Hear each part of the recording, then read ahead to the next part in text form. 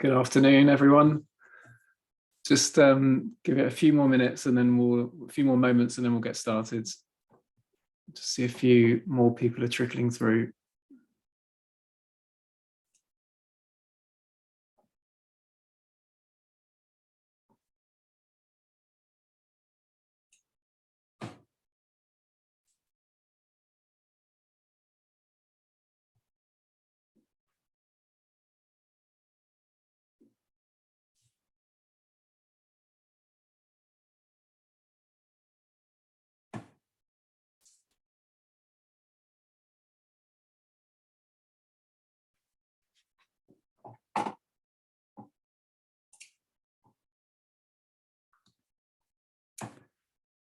Okay, I think we'll probably get started.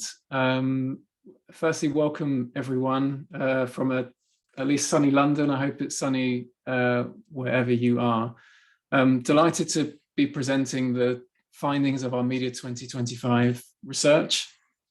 Some of you may be aware it's been a program we've run over a number of years and launched officially the Media 2025 just a few weeks ago, and received some really great coverage given some of the insights which I will be sharing with you today.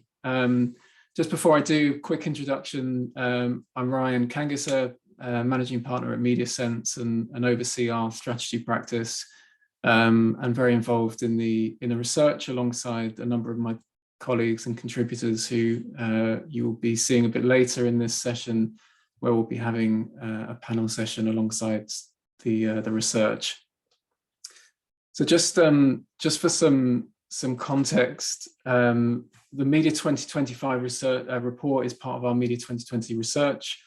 It's been a program over a number of years. We launched initially in 2015 and forms a combination of qualitative and quantitative research. This current wave was launched back in September with a number of interviews, both from clients and advertisers and agencies, and was run alongside our partners ISBA and Tandem. Now, in 2015, when it was conceived, it was really around what marketers needed to do to be ready for 2020. We're now past that, and now we're looking ahead to 2025 and beyond, and hopefully we'll share some good stimulus with you as you too think about your plans over the next couple of years. One thing just to encourage you to do more than anything, if you do have any questions for the panel session later on, please do so, include those in the Q&A box, not the chat box, just the Q&A, and we'll try and cover as many of those as possible. So let's get into it then. I mean, from 2015, where we first launched it, where the market was still growing at a pace, you can imagine a big theme there was around experimentation. And then, as some of the issues surfaced in the market around transparency, we started to see that play out. And I guess as we've become more mature and more confident through this ecosystem, we've seen these themes around control and self-sufficiency, and a lot of this, at least among marketers, is symptomatic of just the expertise that organizations have been establishing in their organization. And it's really that foundation which is what's triggered this latest theme around integration, which is a reflection that we have the tools, we have the processes, we have the people, we have the agencies, and now we just need to try and make it work better together.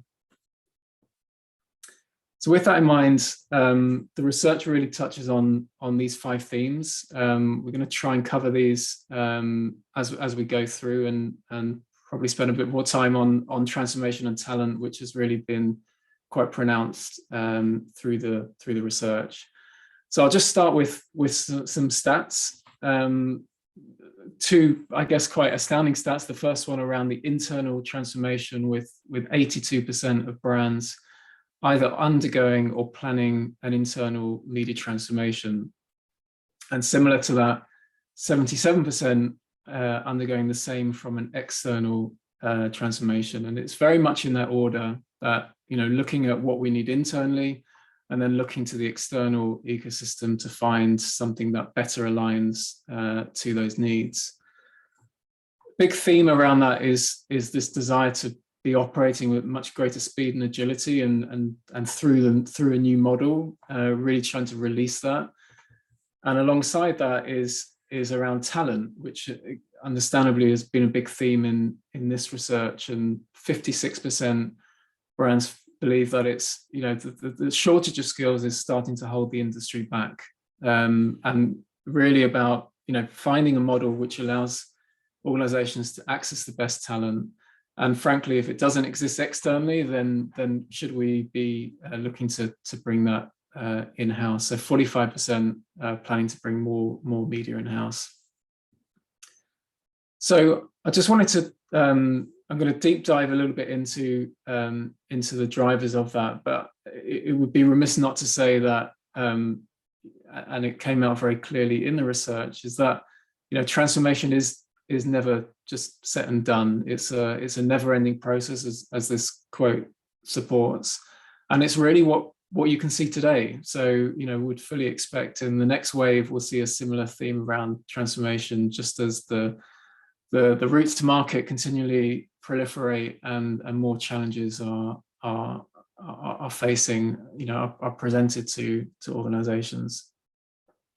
So just to get into some of the themes, and I think that the quantitative research was super valuable, but alongside that, the interviews we did with some marketeers and agency leaders was really helpful to try and bring a bit of extra texture to what we were seeing. And I think the first and most important piece, which I think runs throughout the research, is this shift towards almost paid media and media as an exposure, to actually looking at media as an experience, and really trying to connect the customer journey. So, I think there's a tendency to think about omnichannel as every channel, but really, this is about really looking at the right channels in which consumers want to engage in brands. But from an organizational perspective, it's raising questions over whether brands are organized around the consumer or around the channels that have existed over a number of years. So to be truly omnichannel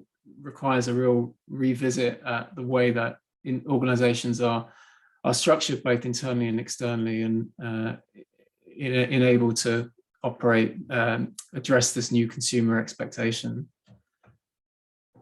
As an extension of that, of course, the capability requirements have changed, and just through the fragmentation and proliferation, it's just exposing more and more capability gaps, and new challenges that are being thrown at us all the time just demand more capability and skills within an organization. And that's certainly been exposed, particularly in the last couple of years through COVID, and as I'll talk to in a moment, with the probably unanticipated rise of e-commerce.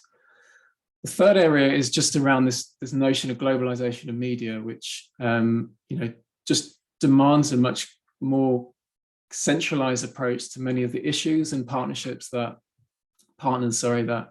we're all working with. So, we heard recently 74% now of global digital media is within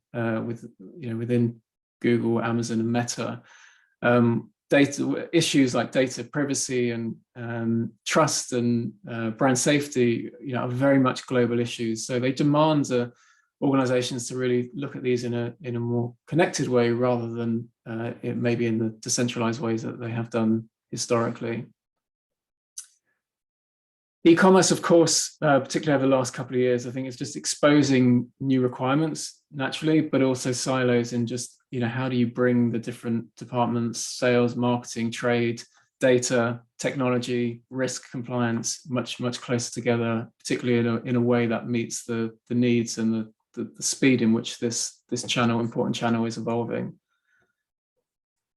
Similarly, from a media and creative perspective, I mentioned at the start some of those building blocks around data and technology, content, media, and now at the point where we can start to realize this vision, this ambition towards personalization. But the last frontier, if you like, is how do we actually bring media and creative closer together? And again, that's both an internal and an external requirement.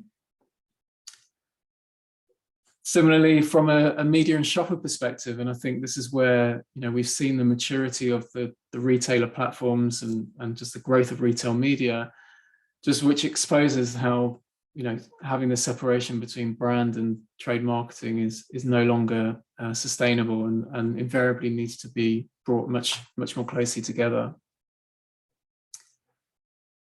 Working non-working is an interesting topic and something we researched recently with the WFA, and that just revealed almost a universally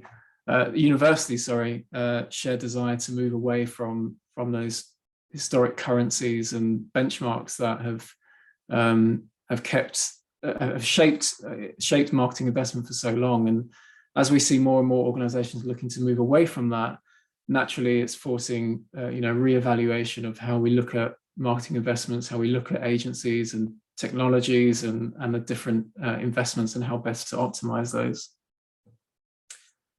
In housing, of course, the continued shift towards that, it just raises lots more questions around ways of working and just the integration between the different teams and with agencies as well. The need for speed around automation, we're seeing so much more appetite to just find smarter ways of working, and again trying to challenge the incumbent ways that historically have held up organizations that are no longer fit for purpose. And lastly, data and technology, and I think recognition of the importance of first-party data, the challenges within the walled gardens is just forcing more and more simplification of the system and greater ownership. So we've got 10 real drivers here, which explains why the vast majority of organizations are really looking to create an infrastructure that is far more fit for the future. Now, agencies naturally are seen as a bit of a catalyst here and an important part of that transformation. And the requirement for brands is that agencies are bringing more and more customization. Brands are going through this process of redesigning how they work, and they're looking to their agencies to create models that better supplement or complement what they're looking to achieve. Now, every time we do this research, we ask the same question around where brands look to for their main source of advice, and it's a fascinating trend as far as how these different elements are changing. And it's fair to say there's continued fragmentation, and that's, I guess, a symptom of the new emerging disciplines and channels and the level of importance, but also how the sea change in where historically some of the proponents, media agencies, creative agencies, may be shifting in their as natural recipients of some of these elements. So to give you one example, the media agency, 47% against paid media, was 90% in 2015, just to give it an indication of that shift. But as we just look through the different disciplines, I think what's interesting is this from a specialist consultancy area, some of the emerging channels like influencer marketing, naturally maybe brands are looking for that specialization there. From an in-housing perspective, it's really where there's real business value in holding this in-house, holding these disciplines in-house. So around data and insight, and e-commerce, which is obviously requires deep business understanding, and that and obviously the core underlying data that supports that. The content development, I think, is a bit more democratized. We're seeing more a big theme around in-house design studios, obviously media agencies and specialist consultancies offering that capability. But from an ideation perspective, still very much in the hearts of the creative agencies.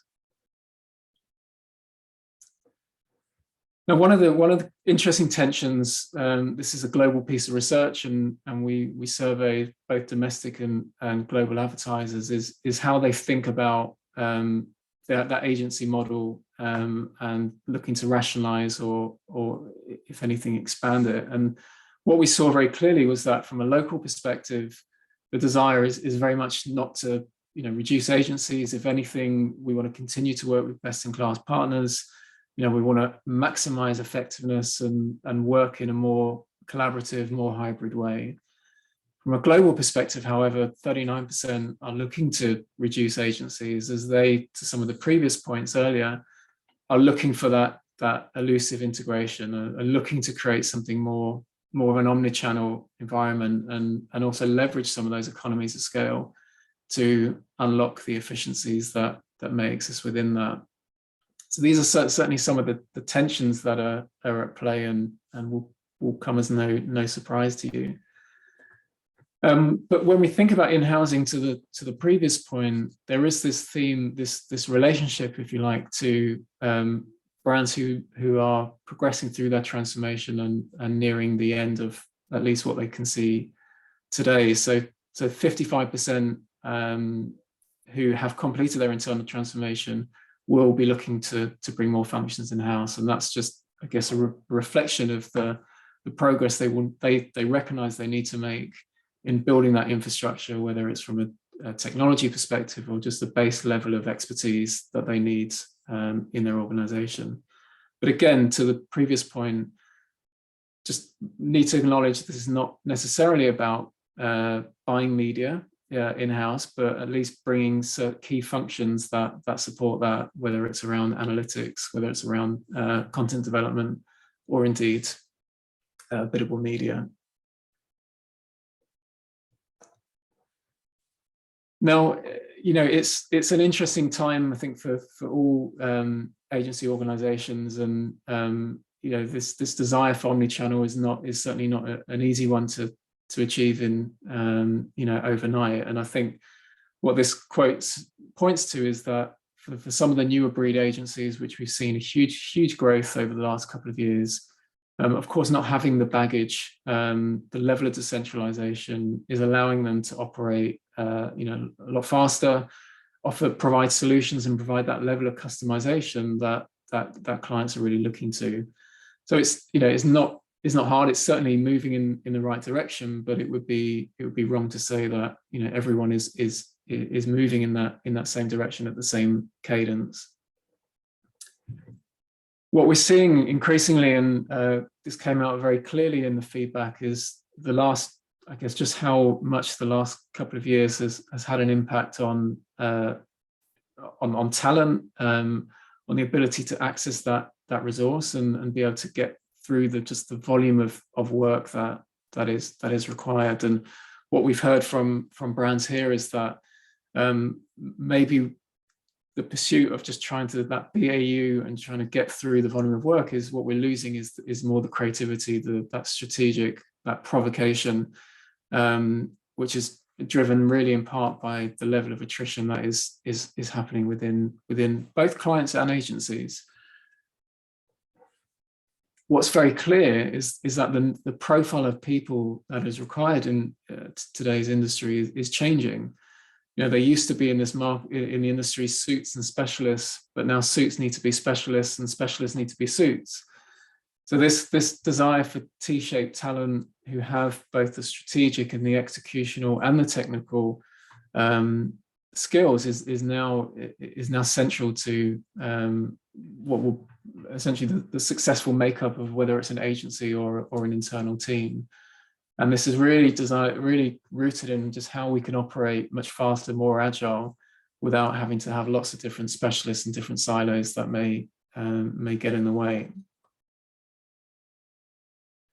So I just wanted to dig in a little bit to the talent debate, because we saw at the start just this over 50% seeing just how this skill shortage is holding back the industry, and we're certainly not going to do it justice today. It's in fact a whole other piece of research that we're proposing to do to get into really the drivers of this talent shortage. But certainly just to acknowledge the initial COVID shedding, if you like, that we saw back in 2020. We saw reports of something like 30,000 people leaving the industry at that stage, and I think it's fair to say, some of that has not been replaced, and that's certainly driving some of the scarcity. The unanticipated growth of e-com and just the transformation that that everyone is going through is, I think it's fair to say, is unanticipated. 2-year econ plans were being achieved in a matter of months, and it just meant that the talent, the capability that was required to deliver that was in short supply.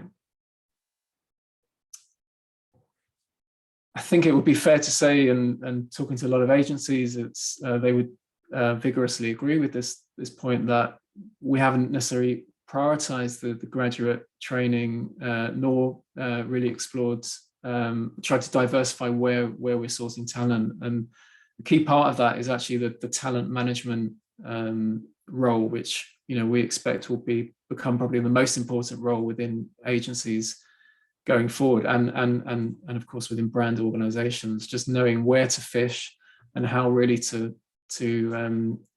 foster that talent in a way that are not being siloed and specialized, but are able to operate in this more horizontal way.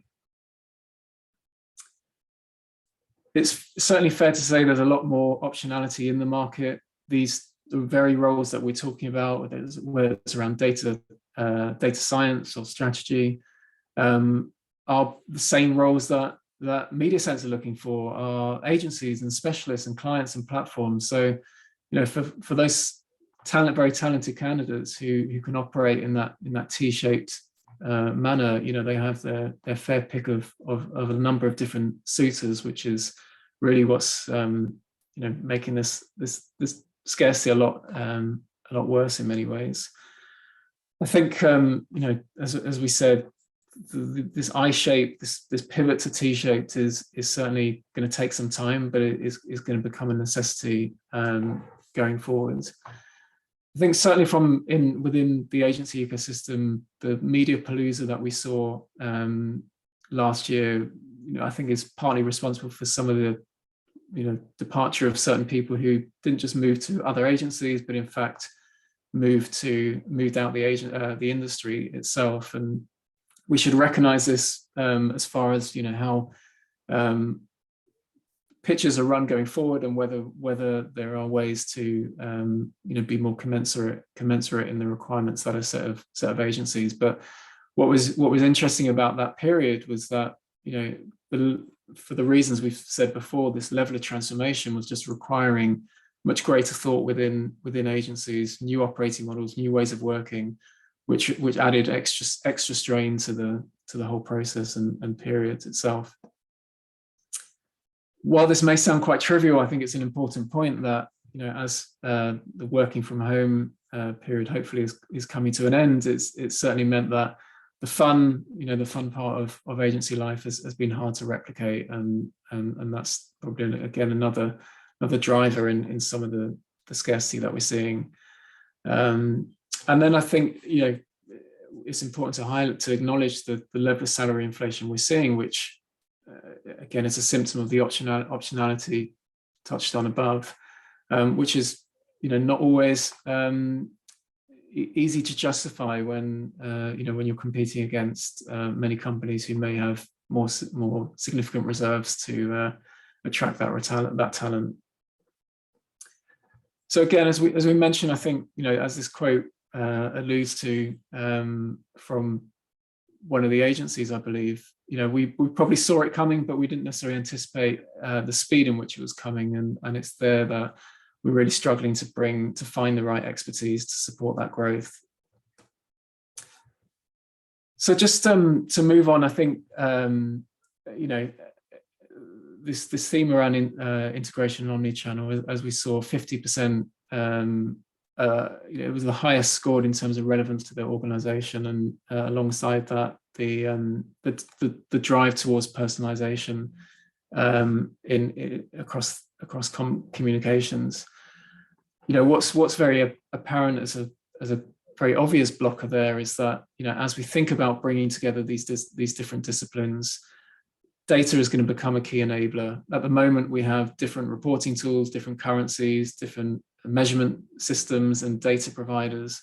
And in order to, as much as we can have the right organization and infrastructure, we also need the mechanics to measure the effectiveness of that.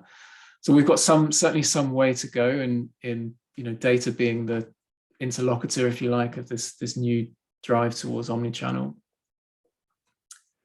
And alongside that, of course, capabilities. And I don't want to over egg this very point, but we're going to need to see a lot more integration in this area as well. So naturally, a lot of work to do around measurement and attribution. Again, this is another question that we ask every wave of the research that we do, and it's interesting that brand safety continues to be scored the #1 priority, and not to say that it shouldn't be, but we would hope that we're seeing more progress here, that it's not so much a concern, that it's more a hygiene factor that is being taken care of, but clearly just the ongoing challenges around trust and is such that it remains a key priority and something that needs to be proactively measured. But alongside that, cross-media measurement again is a huge priority, and arguably not necessarily making the level of progress. And really linked to that is within a in a post-cookie world, how are we going to be achieving this with the cookie deprecation along on the horizon? And I think what's probably quite depressing and disappointing on this topic is just the feeling within the respondents that 42% believe cross-media measurement will never be realized, but it's really what's behind that is the self-interest which is holding the evolution back. So we really need to try and reconcile this as a joint industry initiative to really try and progress something that is clearly, as has been highlighted, an important priority. And central to that is just this, the need for independence and for arguably third-party measurement. We know where we are with the walled gardens. There's a lot of, the self-interest is very, very apparent, very visible to us. We really do need to find solutions which allow more impartiality. In this quote here, the suggestion about actually, separating content provision from the provision of buying tools and measurement. And I thought just to bring this particular part to a close, we've all probably read a lot about responsible media, and I'd be lying if I said I didn't expect to see more of this come through the research itself. But certainly in the discussions we had, we expect this to become the next frontier as an extension of some of the other measurement challenges. And really trying to better align the way that we're buying media with some of the positions that brands and agencies have around diversity, sustainability. So I'm going to, at this point, take the presentation off the screen, and I'm going to invite my esteemed contributors of the research. So hopefully, guys, if you can come off camera. At least how I can see it, I'll start going clockwise. So firstly, introduce you to Jacqueline Franco, who's a client director at MediaSense and a contributor of the research. Theo Johnson is our head of digital, again, another key contributor to the research. And Andy Pearch, co-founder of MediaSense, who has been Mr. Media 2020 for a number of years.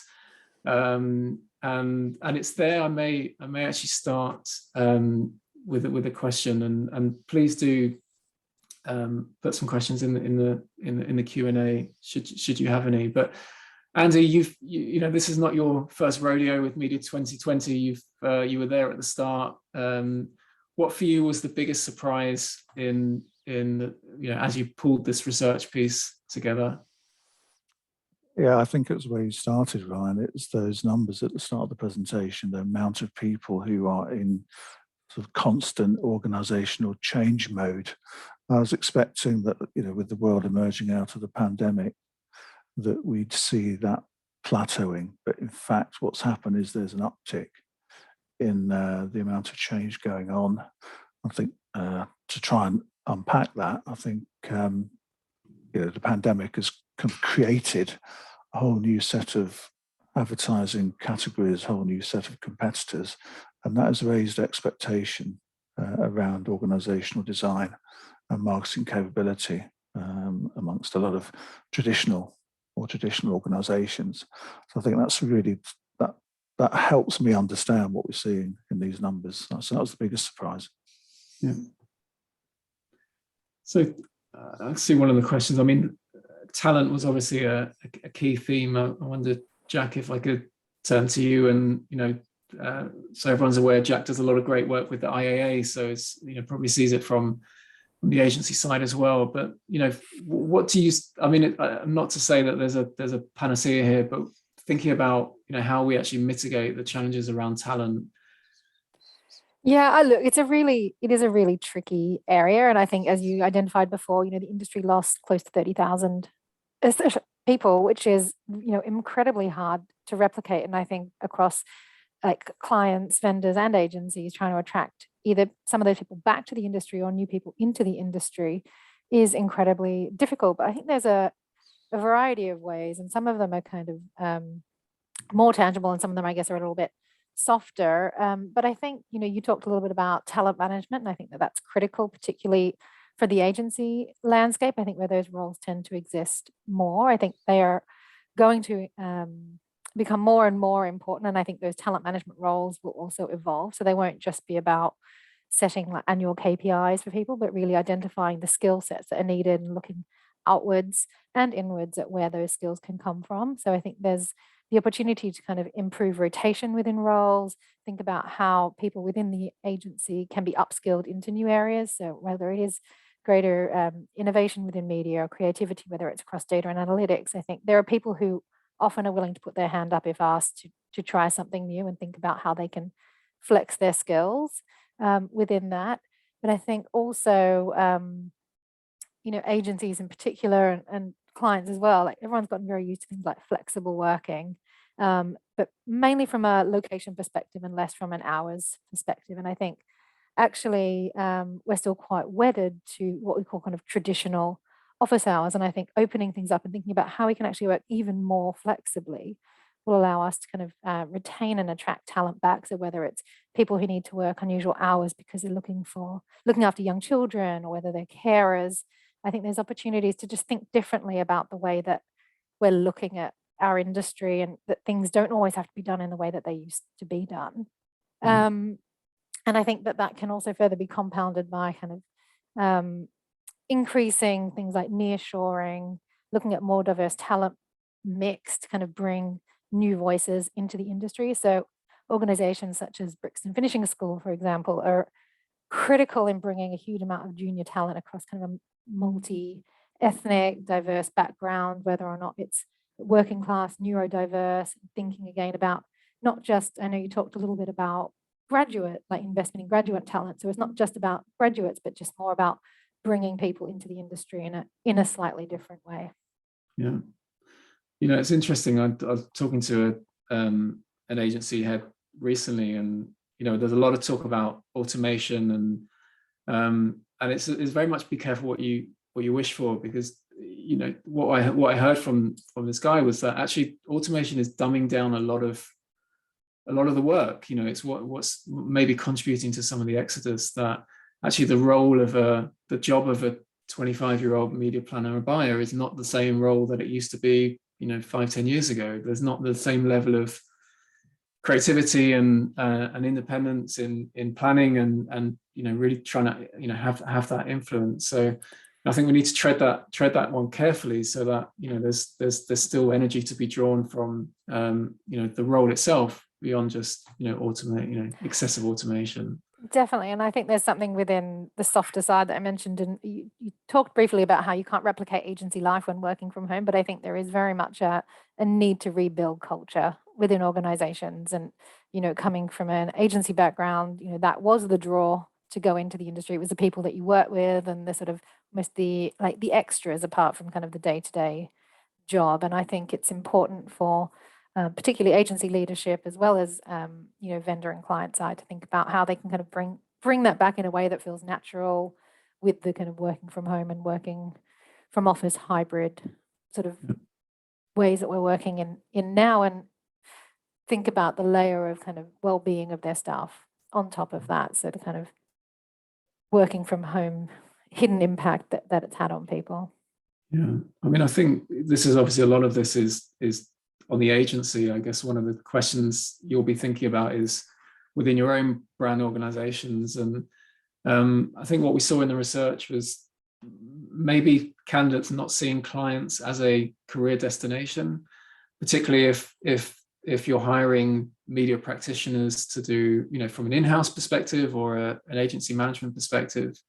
People may not be on that path or the path may not be clear to what that may look like in 2, 4, 5, 10 years. So, someone coming in as a biddable manager, let's say, is not necessarily on the path to a CMO, rightly so. But therefore, what is therefore the right path, so that there's adequate development in place for that candidate. So, I think that's thinking about that optionality. That I think we really need to paint that picture for candidates, so they see that they're investing their next 3 years in a way that's going to allow them to develop their skills accordingly. So just to move track a little bit, I mean, pick up on one of the questions here, at the end of the presentation, we spoke about responsible media. I know, Theo, you some of the interviews you did, this was a theme that came up. Just interested if you, in the extent to which this is dare I say, a fad, or actually is going to become, a cornerstone, if you like, of measurement going forward. I think certainly from the interviews that I conducted, it's sort of between those two stages at the moment, because in one sense it's very easy. It's a very easy question to answer. If somebody says, do you want responsible media? Yes. You're not going to say, no, I want irresponsible media.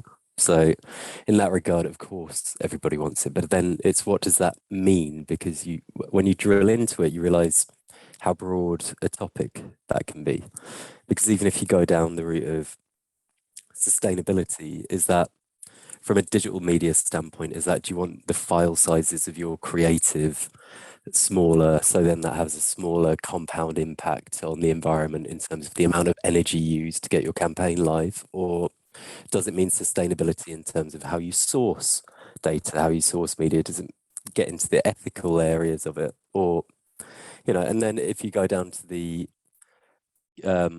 diversity and inclusion elements of responsibility, then again, what does that mean? Does that mean your team? Does that mean your agency team? Does that mean the advertisers and the partners that you're dealing with? These are big topics. And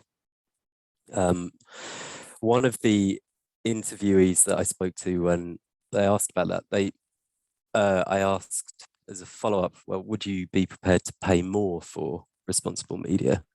And their response was interesting, which was, well, I don't see why I should. I don't see why I was getting any irresponsible media, as the flip side of that to begin with.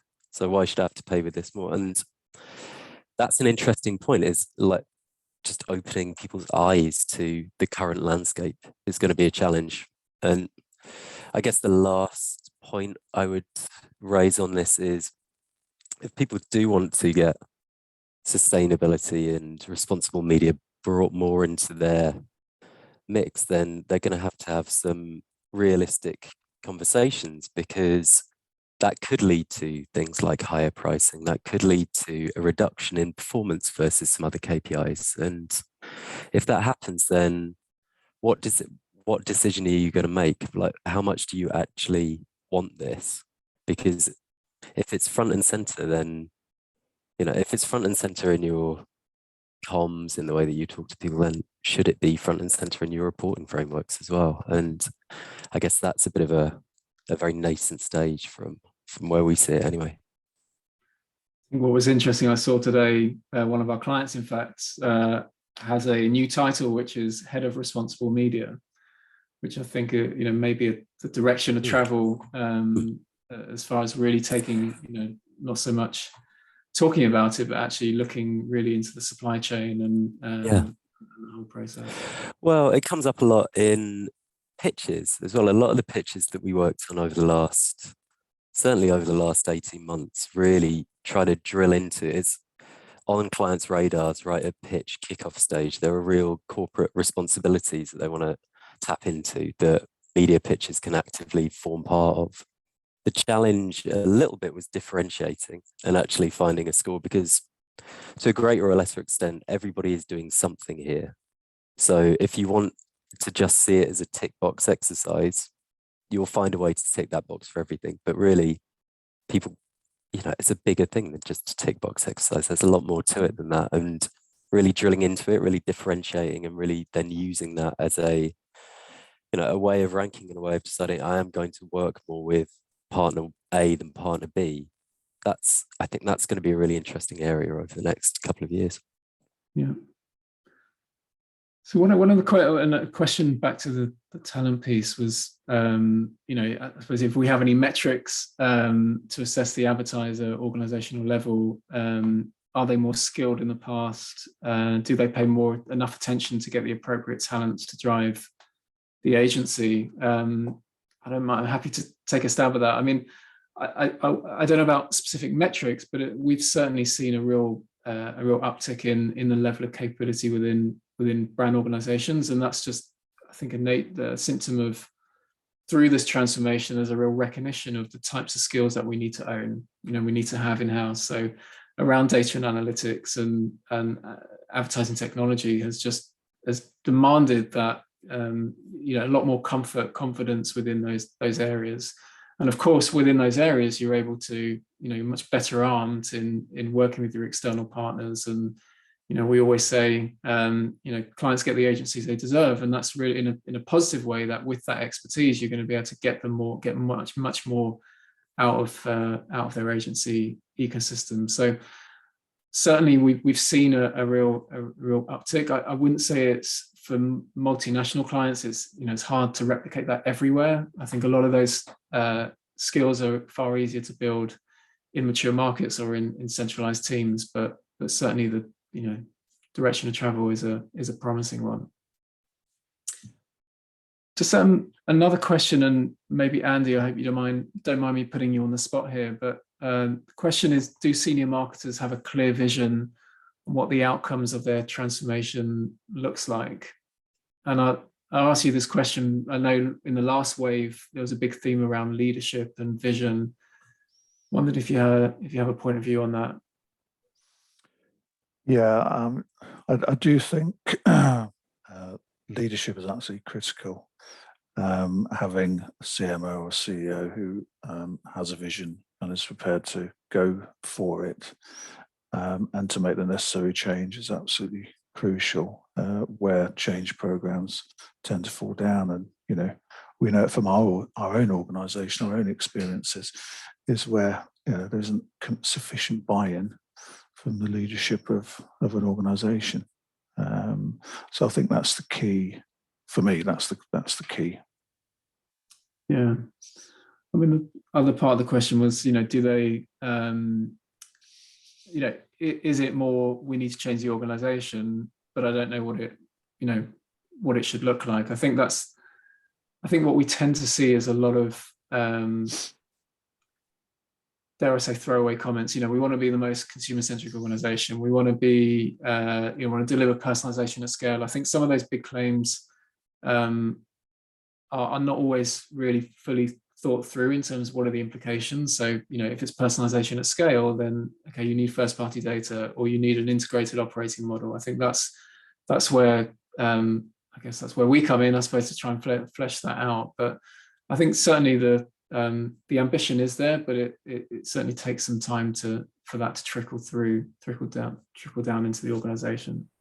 I think, to build on that, I think it's not just about always like the reality of what's behind that, but I think that there's maybe trends that are coming through in trade press and whatnot, that people think that they must have all of these things, and I think it's also helping them understand like what do they actually need, like what are the skill sets that they should own versus what they should kind of buy from an agency or from a partner. And it's not just because it's hot right now, but it's what are their own business goals and what do they need to get there is the sort of bridge to that.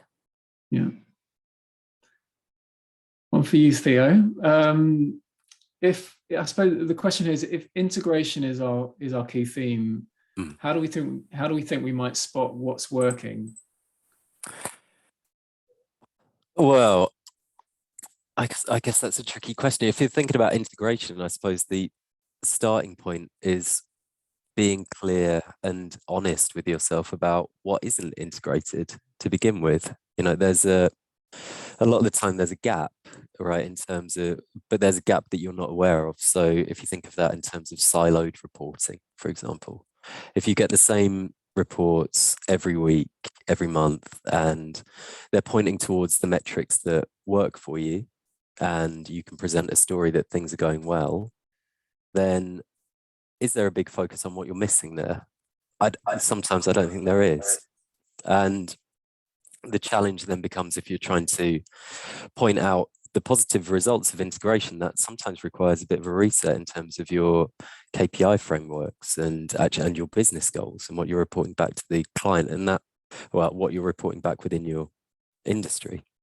That in turn, the challenge for people, I think, is that they don't have baselines. They don't have a number then to compare this secondary number to. And you see that inhibiting people, I think, more than sometimes they would be honest and say. And so I think the way to do that is face up to that, be open. And it's, you know, that's a challenge in every industry sometimes. So I just be open and be like, look, there's a gap here. I'm aware of it. But if you do that and you're able to get buy-in, you know, I guess that relates back to the leadership point that Andy made.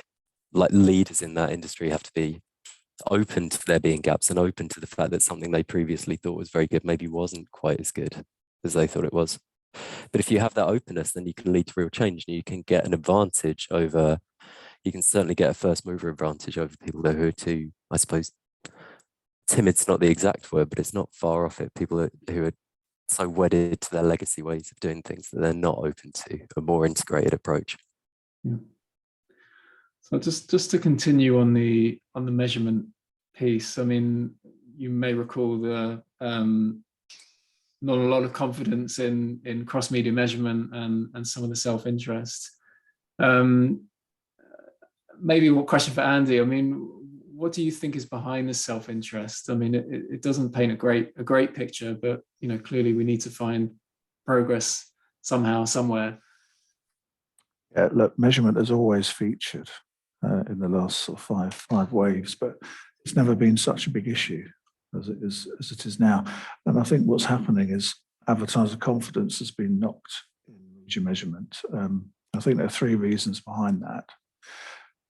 First of all, a lack of standardized measurement.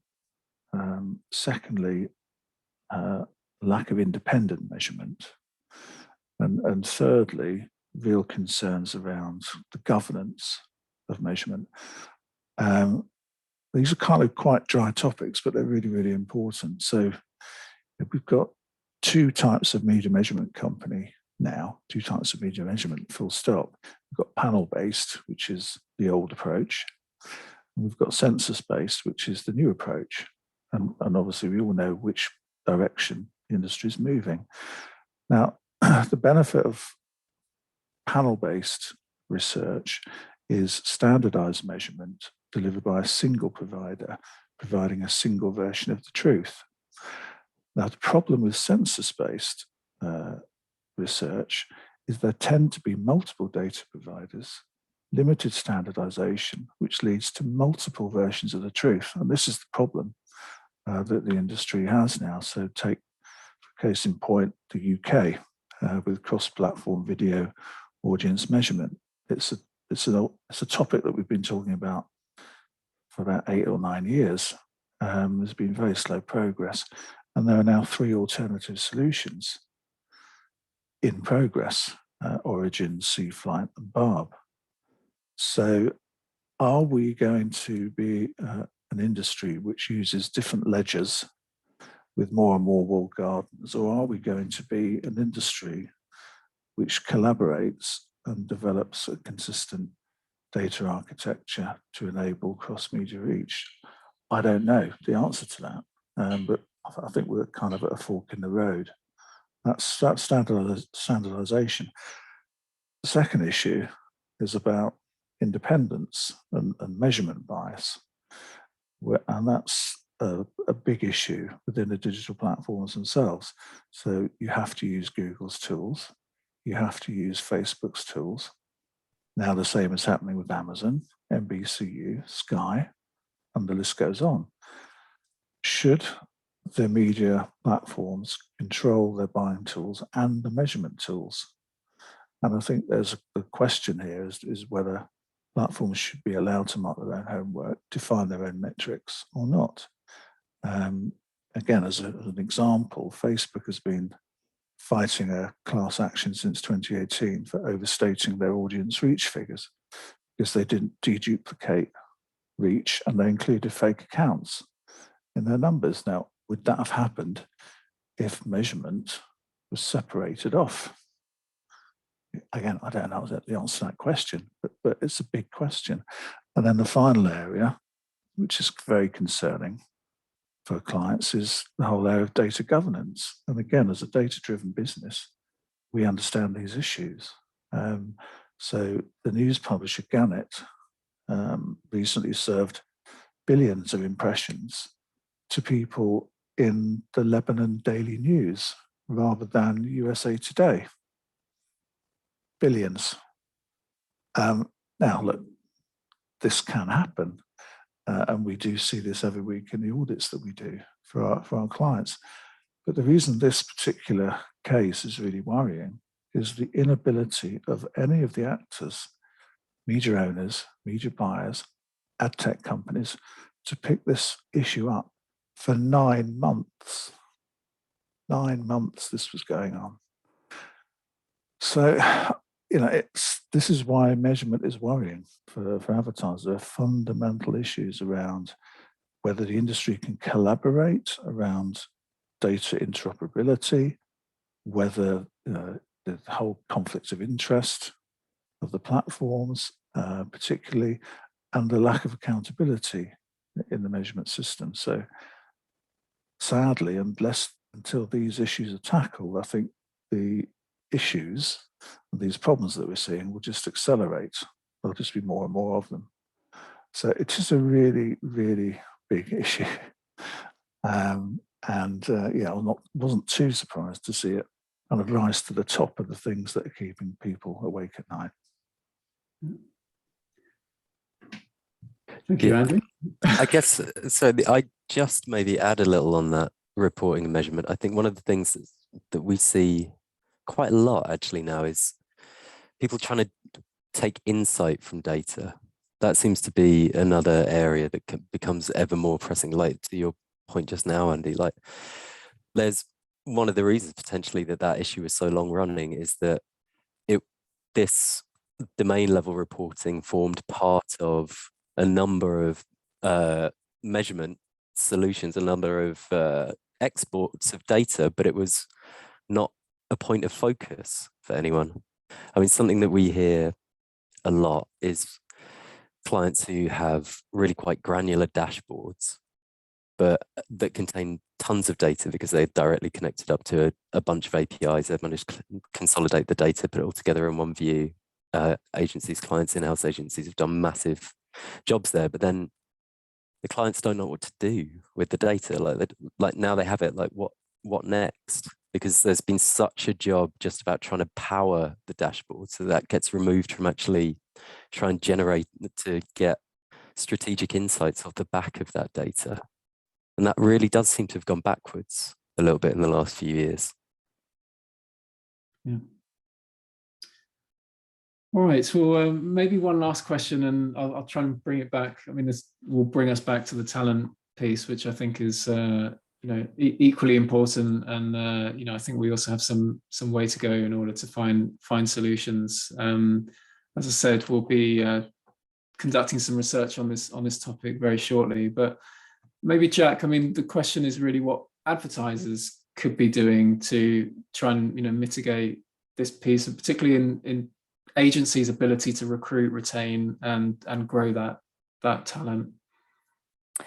Yeah, I think there's a number of ways that they consider that. I think one of the shifts that we've seen a little bit more, particularly through the pandemic, is bringing the agency teams into brands as partners. So not just treating them like suppliers, but really thinking about how they're an extension of their team. And I think that's naturally sort of happened as we've been in each other's homes, quite literally on video, and you're sort of seeing a more human side, I guess, to each other. So I think that's important, but I think it's partly to do with the way they're onboarding, the way that they're briefing, and the way that they collaborate, whether or not it's face to face or virtual. And I think that it's just to do with, I guess, treating the agency well, and respecting the agency's time. I think that that's not always been evident in the past, and I think there has been some sort of improvement, but I think it's important that that is continued. I think the other area is really thinking about your brief, and I think thinking about what is interesting and challenging in your brief, and how do you help an agency,